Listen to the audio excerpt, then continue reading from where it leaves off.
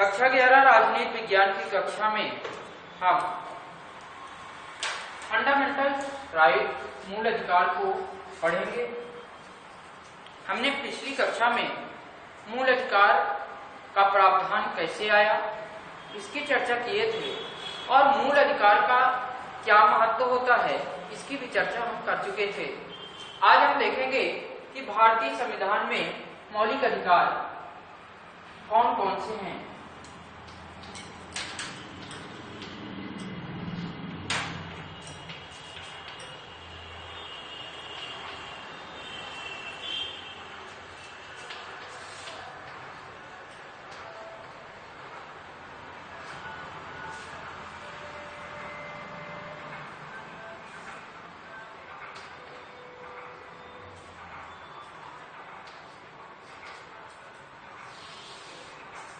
भारतीय संविधान में मूल अधिकार कहां से है ये हम देखेंगे और ये कहां से आया।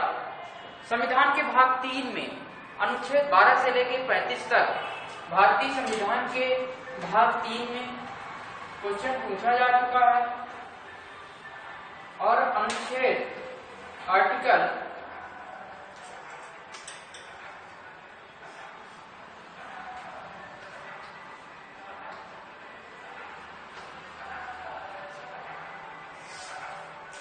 3 में अनुच्छेद 12 से लेकर 35 तक मूल अधिकारों का विवरण दिया गया है। इस संबंध में भारतीय संविधान निर्माता अमेरिकी संविधान माने अधिकार के विधेयक से प्रभावित थे। तो ये क्वेश्चन पूछा गया है और पूछा जा सकता है आपसे कि भारतीय संविधान में मूल अधिकार कहां से ग्रहण किए गए हैं। आपने पिछले लेसन में भी इसका अध्ययन किया है कि बहुत सारा जो संविधान का पार्ट है वो विदेशों से भी अर्जित किया गया है। लगभग 70 देशों का संविधान को पढ़ने के बाद इस संविधान को बनाया गया है। तो ये संविधान किस देश से प्रभावित है, ये मूल अधिकार किस देश से प्रभावित है? अमेरिका से। अमेरिका के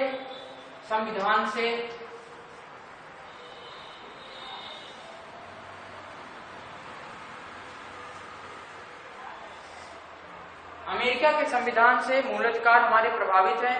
अर्थात जिस प्रकार से अमेरिका में प्रावधान किए गए हैं लगभग उसी प्रकार से भारत में प्रावधान किए गए हैं। लेकिन ऐसा जरूरी नहीं है कि हूबहू जैसा अमेरिका में हो वैसा ही, क्योंकि आप जानते हैं कि हर कार्य जो होते हैं वो देश की परिस्थितियां और देश के वातावरण के हिसाब से कार्य होते हैं। तो भारतीय संविधान में मूल अधिकार भाग 3 में है। कहां से कहां तक इसका विवरण दिया गया है? अनुच्छेद 12 से लेकर 35 तक। और ये जो मूल अधिकार हैं वो अमेरिका के संविधान से प्रभावित हैं।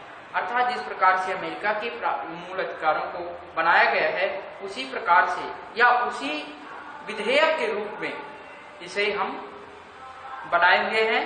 तो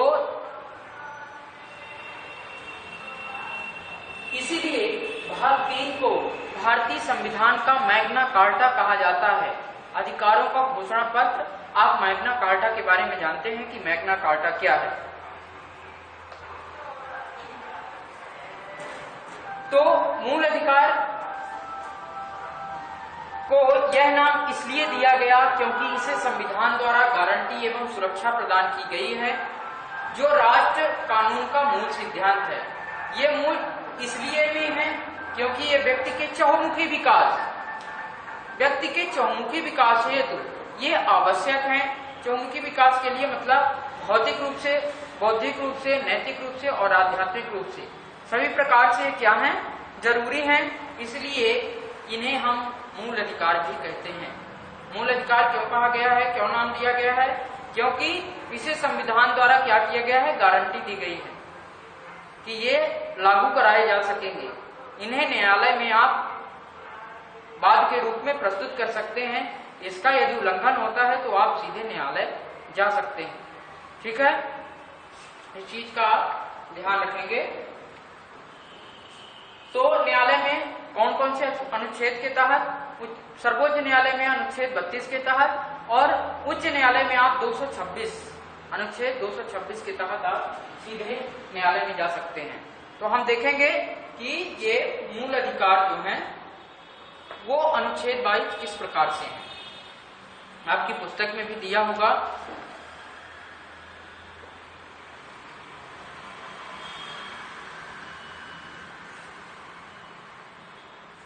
थोड़ा सा इसकी चर्चा कर लेते हैं। भारतीय संविधान में मौलिक अधिकार की स्वतंत्रता संघर्ष के दौरान स्वतंत्रता आंदोलन के नेताओं ने इन अधिकारों का महत्व समझा था और मांग की थी कि अंग्रेज शासकों को जनता के अधिकारों का आदर करना चाहिए।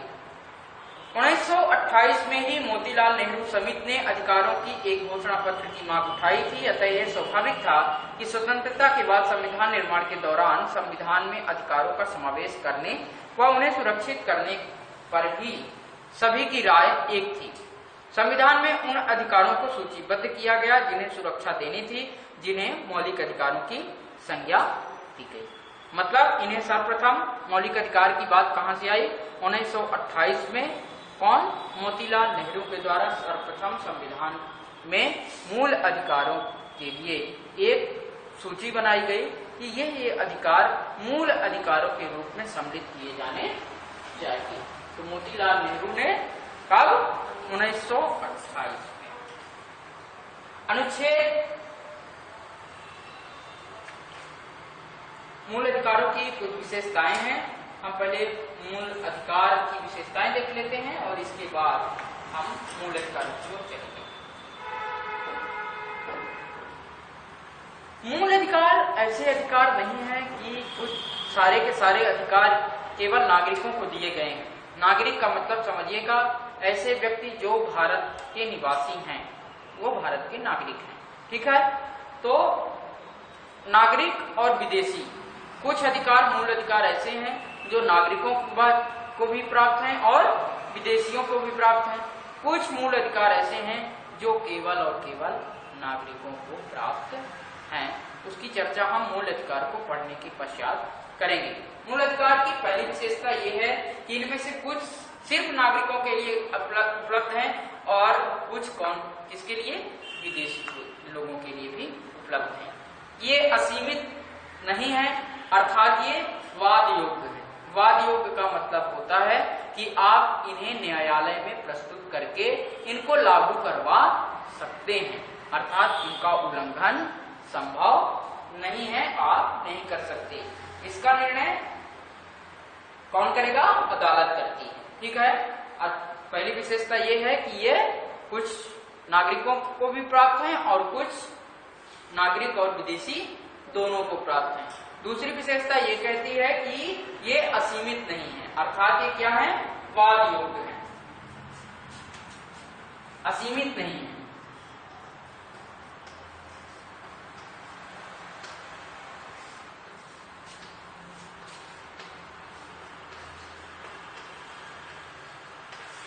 वाद योग्य का मतलब यह है कि ये न्यायालय द्वारा प्रवर्तनीय है, न्यायालय द्वारा इन्हें लागू कराया जाता है। कुछ मामलों में छोड़कर इनमें से ज्यादातर अधिकार राज्य के मनमाने रवैये के खिलाफ है। हमने पहले ये बताया कि इनकी प्रकृति जो क्या है? नकारात्मक है। और ये किसके विरुद्ध दिए जा रहे हैं?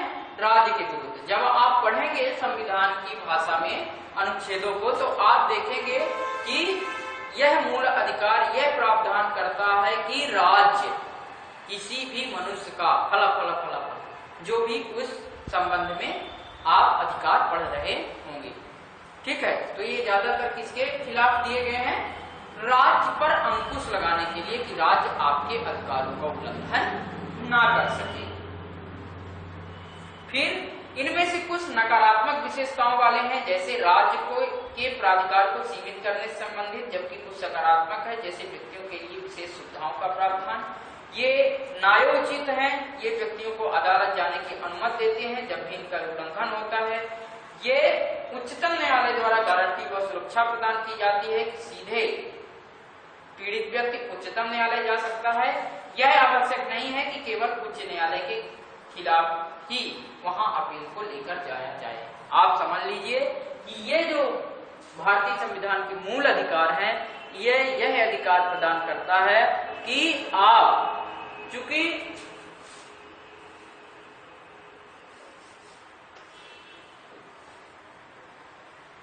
जो न्यायालयीन व्यवस्था है आपकी वो कुछ इस प्रकार से है। यहाँ सुप्रीम कोर्ट, यहाँ हाई कोर्ट और यहाँ डिस्ट्रिक्ट कोर्ट।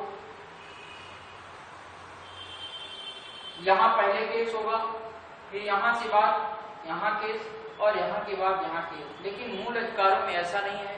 मूल अधिकारों में चाहे तो आप यहाँ से उठ के डायरेक्ट यहाँ जा सकते हैं, और ऐसा जरूरी नहीं है कि यहाँ के न्याय से आप यहाँ जाए, आप डायरेक्ट यहाँ से यहाँ जा सकते हैं। यदि आप कि किसी बात का यदि मौलिक अधिकार का आपके उल्लंघन होता है तो अनुच्छेद 226 के अंतर्गत हाई कोर्ट में, उच्च न्यायालय में पिटीशन दायर कर सकते हैं, और अनुच्छेद 32 के तहत सुप्रीम कोर्ट में आप पिटीशन दायर कर सकते हैं डायरेक्ट। आपको अधीनस्थ न्यायालयों की जरूरत नहीं है। ये स्थायी नहीं है, संसद इसमें कटौती या कमी कर सकती है, लेकिन संशोधन अधिनियम के तहत, ना कि साधारण विधेयक द्वारा। साधारण विधेयक द्वारा इसमें किसी भी प्रकार का आप जब विधेयक पढ़ेंगे उसमें किस प्रकार से उस विधेयक पर चर्चा होती है, उस किस प्रकार से लागू कराया जाता है, विधेयक कैसे लागू होते हैं, इस चीज की हम चर्चा करेंगे। तो विशेष बहुमत के द्वारा संविधान में संशोधन करके ही, और संविधान संशोधन विशेष बहुमत के द्वारा ही संभव होता है, तो विशेष बहुमत के द्वारा ही इनमें क्या होगा, संशोधन किया जा सकता है। लेकिन ये संशोधन संविधान के मूल ढांचे को परिवर्तित ना करता हो, अर्थात संविधान का जो मूल ढांचा है उस पर नकारात्मक प्रभाव नहीं पड़ना चाहिए। बदल तो सकते हैं, लेकिन ऐसा नहीं कि मूल ढांचा ही पूरा परिवर्तित हो जाए, निरंकुश नहीं होना चाहिए। फिर राष्ट्रीय आपातकाल के दौरान अनुच्छेद 20 और 21 मोस्ट इम्पोर्टेंट, हमने पहले भी बताया था कि अनुच्छेद 20 और अनुच्छेद 21 क्या क्या है, ये हम आगे चर्चा करेंगे। अनुच्छेद 20 और 21 राष्ट्रीय आपातकाल के दौरान भी इन्हें हम समाप्त नहीं कर सकते। बाकी जो 14 से लेके 35 तक के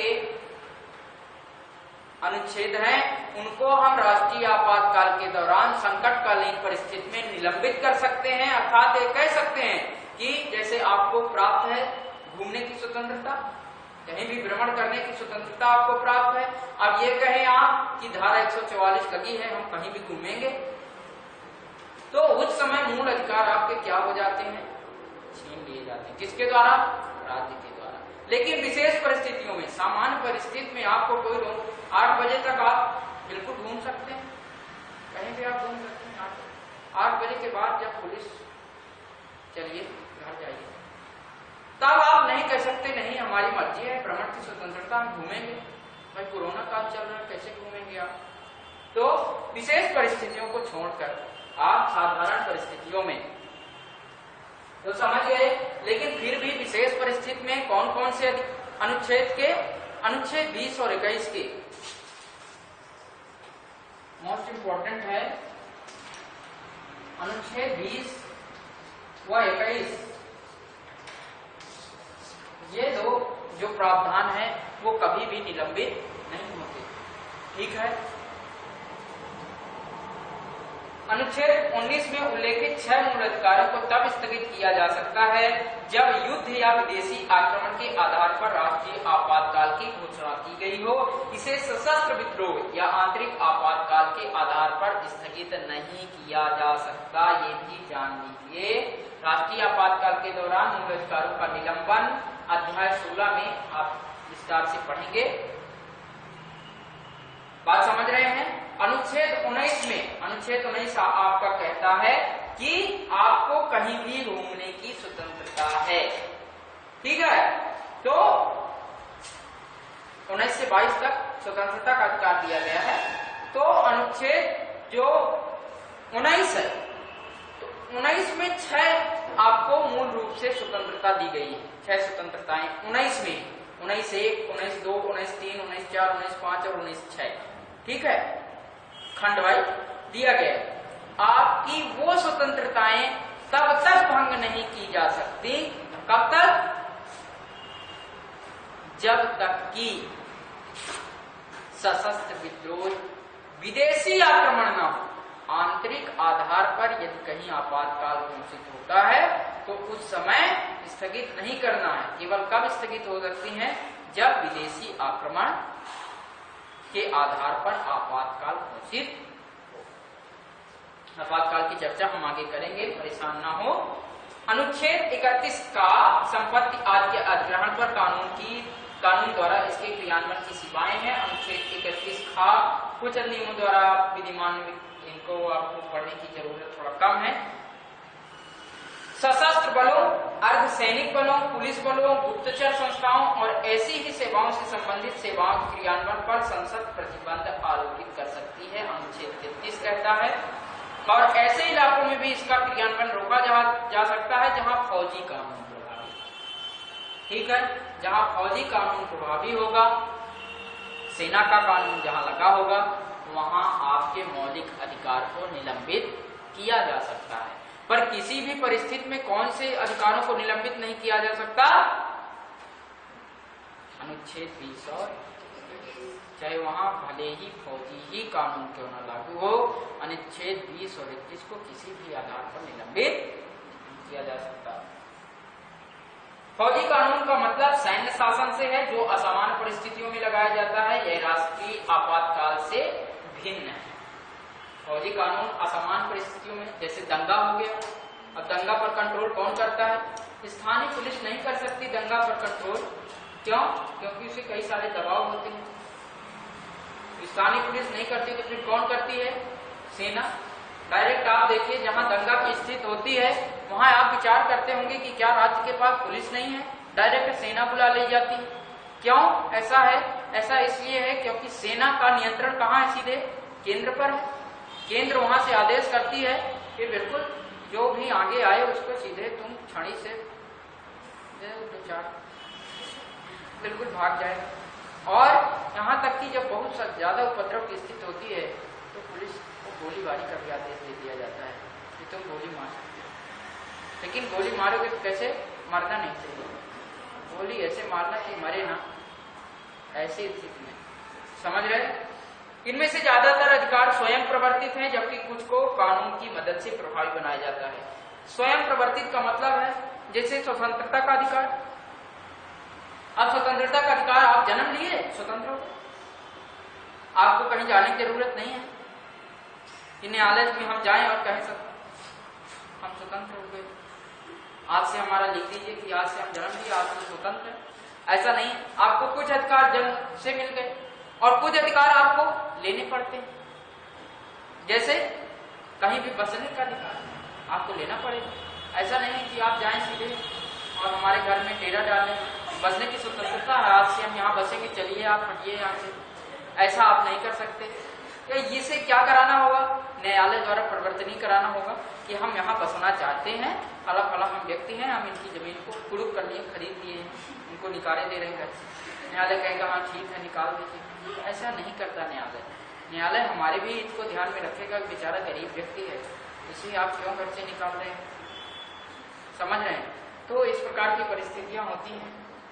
ऐसा कानून देश की एकता के लिए संसद द्वारा बनाया जाता है, न कि विधानमंडल द्वारा, ताकि संपूर्ण देश में एकरूपता बनी रहे, अनुच्छेद 35 कहता है। तो अनुच्छेद 12 में चलते हैं। अनुच्छेद 12 में क्या है? अब आपका यहाँ से मूलतः शुरू होता है। अनुच्छेद 12 जो है वो राज्य की परिभाषा देता है।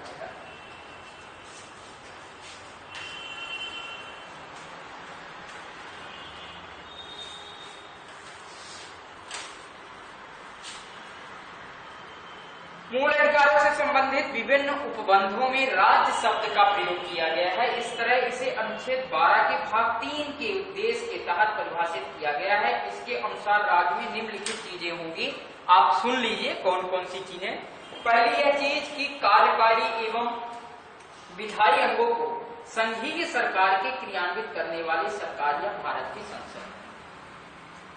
कोई भी सरकार जो या तो राज्य के अधीन होगी, विधान के अधीन विधायी सरकार होगी, या कार्यकारी अधिकार सरकार होगी वो, और भारत की संसद राज्य के अंतर्गत सम्मिलित किए जाएंगे। ठीक है, जब हम आपको ये कहेंगे कि राज्य किसी भी आधार पर, तो आप राज्य का मतलब इन चीजों से समझिएगा जो यहाँ हम बतलाने का प्रयास कर रहे हैं। तो पहला हम बता रहे हैं कार्यकारी एवं विधायी अंगों को संघीय सरकार में क्रियान्वित करने वाली सरकार।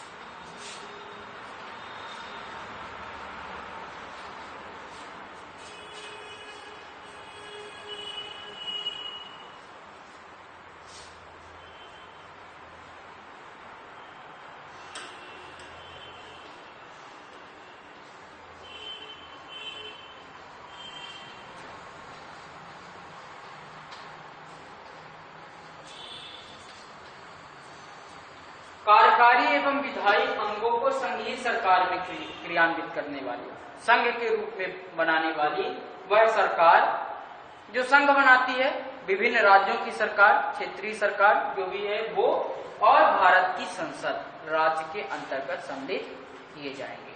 दूसरा, राज्य के अंतर्गत कौन सम्मिलित किया जा सकेगा? दूसरा है राज्य सरकार के विधायी अंगों को प्रभावित करने वाली सरकार और राज्य का विधानमंडल।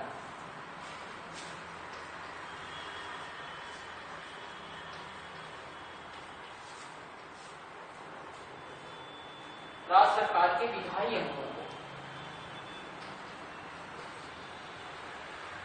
विधायी अंग का मतलब क्या है? विधान बनाने वाले अंगों को, जो कानून और विधि बनाते हैं उन अंगों को। राज्य सरकार के विधायी अंगों को प्रभावित करने वाली सरकार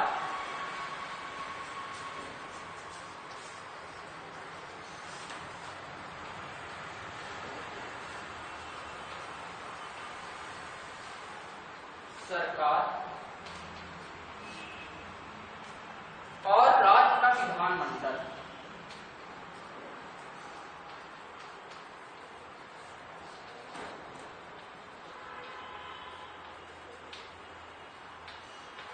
और राज्य का विधानमंडल, विधानमंडल शब्द का प्रयोग यहाँ किया गया है, ना कि विधानसभा का प्रयोग किया गया है। आप ध्यान दीजिएगा, आपको हमने पिछली कक्षा में बताया कि विधानमंडल क्या कहलाता है।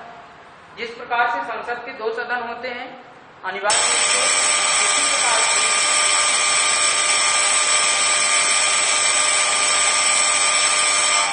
उसी प्रकार से किसी भी राज्य के कम से कम 1 सदन और अधिकतम 2 सदन हो सकते हैं। आप देखते हैं किसी राज्य में 2 सदन होते हैं, एक राज्य की विधानसभा और दूसरी राज्य का विधान परिषद, और दोनों के संयुक्त रूप को विधानमंडल कहते हैं।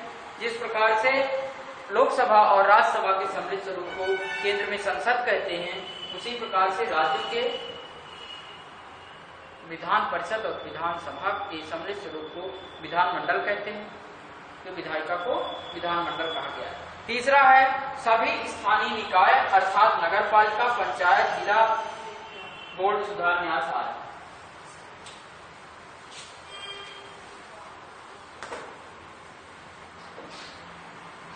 दो चीजें राज्य में कौन कौन सी शामिल होगी ये समझ गए आप। तीसरी चीज शामिल होगी सभी निकाय,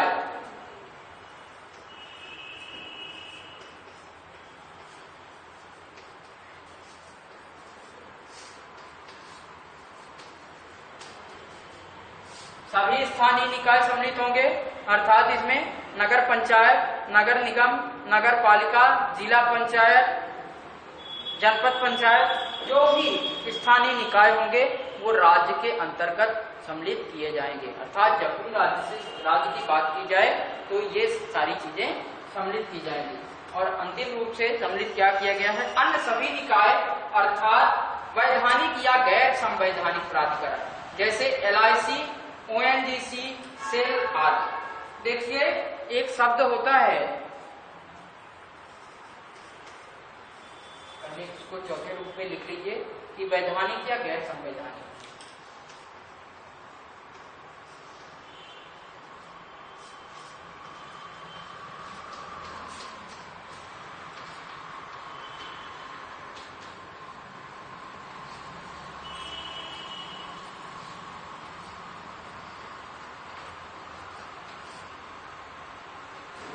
वैधानिक या गैर संवैधानिक निकाय इसमें सम्मिलित होंगे जैसे LIC, ONGC, सेल,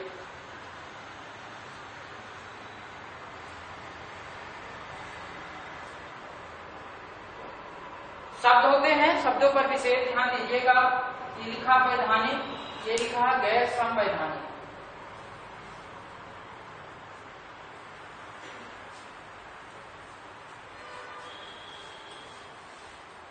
राज्य में ये सारी चीजें सम्मिलित की जाएंगी।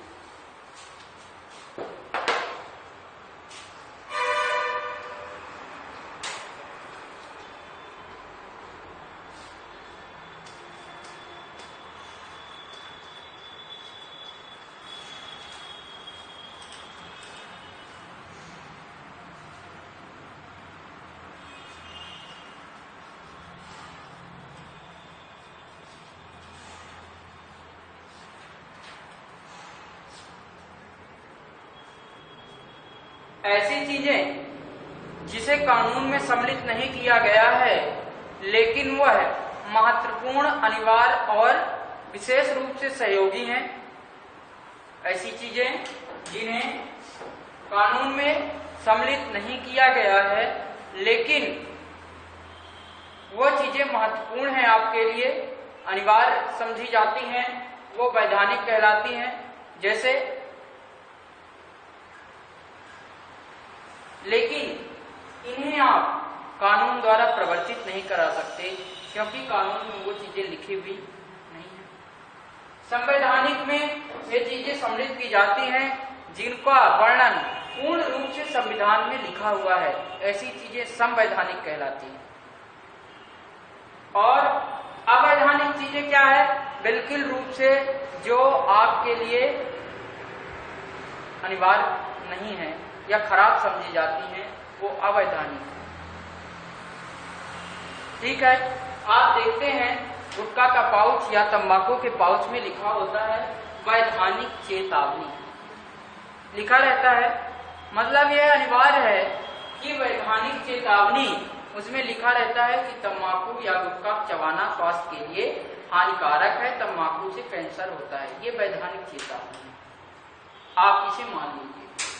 अवैधानिक क्या है, यदि वो यह लिख दे कि तंबाकू स्वास्थ्य के लिए लाभदायक है तो ये अवैधानिक चीज है। ठीक है, संवैधानिक कैसे लिखेंगे, संवैधानिक में लिखा हुआ है आबकारी एक्ट के तहत यह चीज लिखी हुई है, आबकारी अधिनियम के तहत कि कोई भी मादक पदार्थ या नशे से संबंधित व्यक्ति 18 वर्ष से कम उम्र का यदि व्यक्ति कोई भी नशा करता हुआ पाया जाता है तो उसे 3 साल की जेल होगी। ये संवैधानिक बात है, बात समझ गए। ठीक है, जिसकी चर्चा संविधान में है वो संवैधानिक, जिसकी चर्चा संविधान में नहीं है फिर भी वह आपके लिए महत्वपूर्ण है वो वैधानिक, और जो आपके लिए महत्वपूर्ण नहीं है और ना ही संविधान में चर्चा है वो अवैधानिक है। ठीक है, इन चीजों को आप समझते हैं। तो अनुच्छेद 12 के तहत क्या किया गया है, राज्य की परिभाषा दी गई है। अनुच्छेद 13 यह घोषित करता है कि मूल अधिकारों से असंगत या उनका अल्पीकरण करने वाली विधियां शून्य होंगी। दूसरे शब्दों में कह सकते हैं आप कि ये न्यायिक समीक्षा के योग्य हैं। यह शक्ति उच्चतम न्यायालय को अनुच्छेद 32 और उच्च न्यायालयों को अनुच्छेद 226 के अंतर्गत प्राप्त होती है। अनुच्छेद 13 के अनुसार विधि शब्द को निम्नलिखित रूप में शामिल किया गया है। अर्थात अनुच्छेद 13 आपको यह बतलाता है, भारतीय संविधान का अनुच्छेद 13 आर्टिकल 13 यह बतलाता है कि जो भी ये मूल अधिकार हैं उनको किसी भी परिस्थिति में उनको शून्य नहीं किया जा सकता, अर्थात उनका निलंबन नहीं किया जा सकता। ये न्यायालय द्वारा प्रवर्तनीय है, न्यायालय द्वारा इन्हें लागू कराया जा सकता है। तो यह विधि कौन कौन सी हैं जो शून्य होंगी, जो इन्हें अल्प नहीं कर सकती, उसके संबंध में दिया गया है कि स्थायी विधियां संसद या राज्य विधानमंडल द्वारा पारित। संसद या राज्य विधानमंडल ऐसा कोई भी कानून नहीं बना सकता है जिससे मौलिक अधिकारों का उल्लंघन हो। फर्स्ट चीज। दूसरी चीज कहती है कि अस्थायी विधियां, अर्थात जो थोड़े समय के लिए आती हैं, राज्यपाल या राष्ट्रपति द्वारा अध्यादेश। राष्ट्रपति या राज्यपाल ऐसा कोई भी अध्यादेश जारी नहीं कर सकता। अध्यादेश का मतलब होता है, आपको पहले ही बताए हैं अनुच्छेद 108 के तहत, अध्यादेश एक ऐसा जारी घोषणा होता है जब संसद सत्र में नहीं चल रहा होता है, तो अस्थायी रूप से थोड़े समय के लिए कानून बनाने की जब बहुत आवश्यकता होती है तो राज्य में राज्यपाल द्वारा और केंद्र में राष्ट्रपति द्वारा अध्यादेश जारी किया जाता है, जो उसी अनुसार वह प्रभावित होता है जिस अनुसार देश का कानून प्रभावित होता है। समझ रहे हैं? आप उदाहरण के लिए समझें कि प्रिंसिपल सर आपकी स्कूल में नहीं और वो आ भी नहीं सकते, लेकिन यहाँ बहुत इंपॉर्टेंट काम है कि प्रिंसिपल का काम कौन करेगा आज, तो क्या होगा, उसके लिए वो किसी को ऑथराइज कर देंगे कि जब हम ना हो तो आप इस प्रकार के काम ये काम आप कर सकते हैं। समझ रहे हैं? तो वो काम जो करेगा वो क्या, उस समय के लिए वो अध्यादेश टाइप का होगा, और जब वो आ जाएंगे तो वो क्या होगा, उसे समाप्त माना जाएगा। इस प्रकार के कानून, तो कोई भी राज्यपाल या राष्ट्रपति ऐसा कानून अध्यादेश जारी नहीं कर सकता जिससे मौलिक अधिकारों का उल्लंघन। समझ गए? स्थायी विधियां अर्थात राज्य के विधानमंडल द्वारा और संसद द्वारा पारित ऐसी कोई भी विधि नहीं बनाई जा सकती जो मौलिक अधिकारों का उल्लंघन करे। दूसरी चीज ये है कि राज्यपाल द्वारा और राष्ट्रपति द्वारा ऐसा कोई भी अध्यादेश जारी नहीं किया जा सकता जिससे मौलिक अधिकारों का उल्लंघन हो। तीसरी चीज है प्रत्यायोजित विधान। कार्यपालिका की प्रकृति में संवैधानिक साधन जैसे अध्यादेश, आदेश, उपविधि, नियम, विनियम या अधिसूचना। कार्यपालिक आदेश, जैसे कार्यपालिक आदेश दे दिया गया है कोरोना काल में कि आप स्कूल खोल सकते हैं, लेकिन स्कूल कहाँ खोलना है, कितने समय तक खोलना है, इसकी अधिसूचना समय समय पर कलेक्टर महोदय द्वारा दी जाएगी। कलेक्टर क्या है? कार्यपालिक प्रमुख। आपका कार्यपालिक प्रमुख कौन है? कलेक्टर। सेवक है जनता का, तो उसके द्वारा भी ऐसी कोई भी अधिसूचना अर्थात किसी भी कार्यपालिक द्वारा ऐसी कोई भी सूचना, ऐसा कोई भी नियम नहीं बनाया जाएगा। ऐसा नियम बना दिया जाए कि कोई भी व्यक्ति रीवा के अंतर्गत एक्सीडेंट कर सकता है किसी को, रीवा कलेक्टर द्वारा आदेश दे दिया गया, ऐसा कर सकता है? जी नहीं कर सकता। क्यों? इससे मौलिक अधिकार का जीवन जीने की स्वतंत्रता का क्या हो जाएगा? उल्लंघन हो जाएगा, मौलिक अधिकारों का अतिक्रमण हो जाएगा। तो ऐसा कोई भी कार्यपालक कोई भी विधि नहीं बना सकता, कोई भी नियम, कोई भी उपनियम नहीं बना सकता। नियम के बाद आया हुआ नियम उपनियम कहलाता है। जैसे ऊपर से आदेश आया केंद्र से, वो राज्य जो उस नियम को फॉलो करेगी वो उपनियम होगा। समझ रहे हैं? तो कोई भी कार्यपालक ऐसे विधियां या कानून को लागू नहीं करा सकता। अगली चीज कहता है कि विधि के गैर विधायी स्रोत, जैसे विधि का बल रखने वाली रूल या प्रथा। मोस्ट इंपोर्टेंट बात, ऐसी कोई भी प्रथा या ऐसी कोई भी रूढ़ लागू नहीं की जा सकती जो मौलिक अधिकारों का उल्लंघन करे। ये क्या लिखा है? सीधे सीधे गैर विधायी स्रोत, विधायी नहीं, गैर विधायी, जो आवश्यक नहीं। जैसे रूल चलती है, आप समाचार पत्रों में पढ़ते होंगे कि डायन, एक शब्द आता है डायन, डायन का स्वरूप दिए और उसकी फिर हत्या कर दी। उसकी फिर क्या कर दी गई?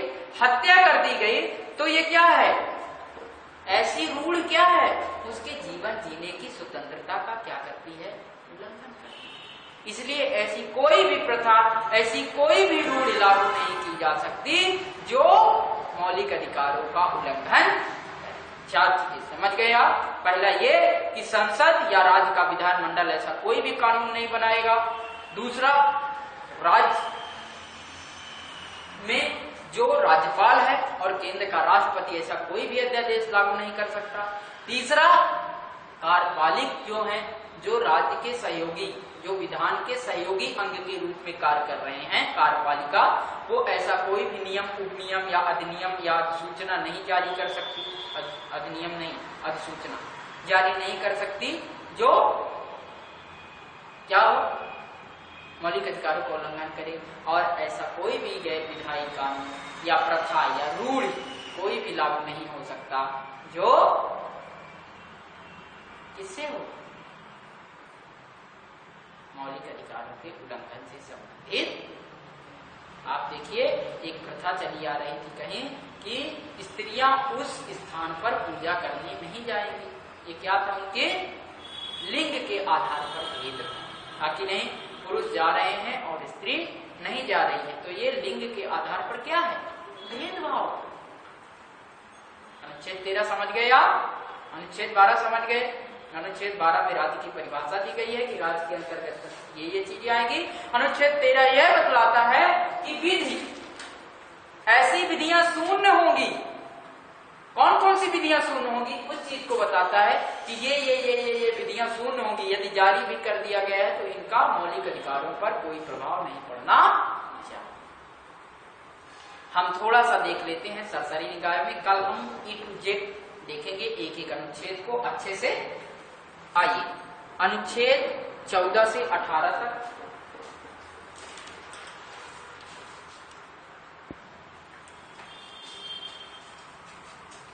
समता का अधिकार, अनुच्छेद 14 से 18 तक। स्वतंत्रता का अधिकार, अनुच्छेद 19 से 22 तक, जिसका उल्लेख भारतीय संविधान में है। शोषण के विरुद्ध अधिकार का उल्लेख अनुच्छेद 23 और 24। धर्म की स्वतंत्रता, धार्मिक स्वतंत्रता का अधिकार, अनुच्छेद 25 से 28। संस्कृति एवं शिक्षा का अधिकार 29 और 30। संवैधानिक उपचारों का अधिकार, अनुच्छेद 32। जो अनुच्छेद 31 था वो संपत्ति से संबंधित अधिकार था, जिसे अब समाप्त कर दिया गया है, इसलिए उसे आपको पढ़ने की आवश्यकता नहीं है, क्योंकि वो मौलिक अधिकारों के रूप में नहीं है, अब वो विधायी अधिकार के रूप में हो गया है। 6 मूल अधिकार ये हो गए आपके। इसके अतिरिक्त अनुच्छेद 33 में जो वर्णन किया गया है वो सशस्त्र बल से संबंधित वर्णन है। अनुच्छेद 34 में मार्शल लॉ से संबंधित वर्णन है और अनुच्छेद 35 में कुछ ऐसे अधिकार जो संसद द्वारा लागू किए जा सकते हैं। तो आप ये इतना समझिए, मूल अधिकार जो है उनका हम वर्णन कहां से कहां तक है? 12 से लेके 35 तक। लेकिन जो मूल अधिकार है उनका वर्णन कहां कहां है? 14 से 32 तक अधिकार कौन कौन से हैं इसका, लेकिन वर्णन कहां से है? 12 से लेके 35 तक कि मूल अधिकार के अंतर्गत क्या क्या चीजें सम्मिलित की जानी चाहिए, कौन कहां क्या लागू होगा, क्या कहां लागू नहीं होगा। तो ये चीज आप ध्यान से अध्ययन कर लीजिएगा। इनका हम कल से इनका टॉपिक वाइज अध्ययन कर लेंगे। आपकी पुस्तक में भी दिया हुआ है और आप इस अध्याय को, हम आशा करते हैं कि आप इस अध्याय को पढ़ेंगे, तब आपकी ज्यादा समझ में आ पाएगी चीजें। जो भी आपको समस्या होगी उसे आप पूछ सकते हैं। आपके मन में जो भी प्रश्न होंगे, तरह तरह के विचार आपके मन में उठते होंगे अधिकारों से संबंधित, उन अधिकारों से संबंधित प्रश्न भी आप यहाँ कर सकते हैं।